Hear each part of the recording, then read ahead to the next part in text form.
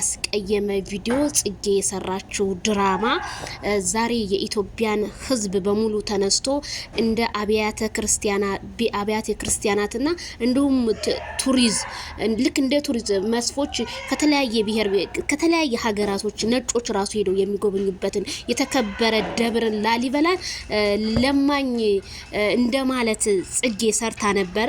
እንዲሁም ሲገፋፏትም የነበሩ ሰዎች አስቀድመው ከሷ በፊት ብልጥ ሆነው ይቅርታ ሲጠይቁና እሷ ደግሞ ያንን ቪዲዮ ቶሎ ብላ ይቅርታ ለመጠየቋ ቲክቶክ ላይ እንግዲህ ትልቅ መስዋዕት አስከፍሏት ሁሉም ጮህባት ነበረ። ዛሬ እንግዲህ በአክብሮት በጣም ይቅርታ እዛው ላሊበላ ላይ ሄጄ ፍቀዱልኝ እዛ ሄጄ ቪዲዮ ቀርጬ ይቅርታ አላለሁ ለቤተ ክርስቲያኑም ለማህበሩም ስትል ጽጌ ሪያል ሾው ተማጸነች።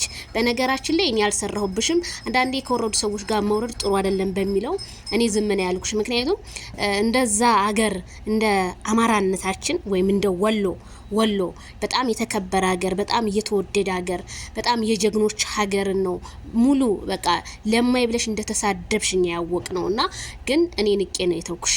ምክንያቱም አጥፍታ ነው በሚል ባለማወቅሽ ታሪክን ባለማንበብሽ ነው እነዚህን ከተራ እንትኖች ጋር አንዳንድ ምስኪኖች በሚለምኑበትና ይሄንን ደግሞ ከትላልቅ እንትኖች ጋር ማጋጨትሽ ትክክል አልነበረም።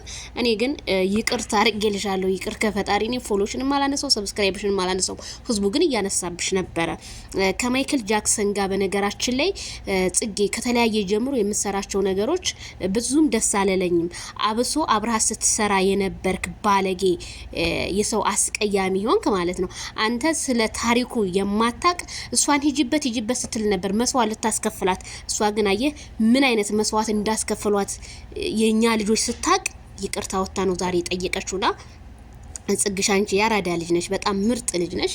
ያው ሰው ይሳሳታል እንኳን ከሰው ስተት ከብረት ዝገት ይባላልና ይቅርታዋን መላ የአማራ ልጆች የተነሳችሁባት በሙሉ ይቅርታ ለጽጌ ብታረጉላት እንደኔ መልካም ነው ብዬ ነው የማስበው። አንዳንዴ ሰው ሲሳሳት በዛው በለው ሳይሆን ስህተቱን እንዲያርም መምከር ነው ያለባችሁ፣ ታሪኩን ማስተማር ነው ያለባችሁ እላለሁኝ።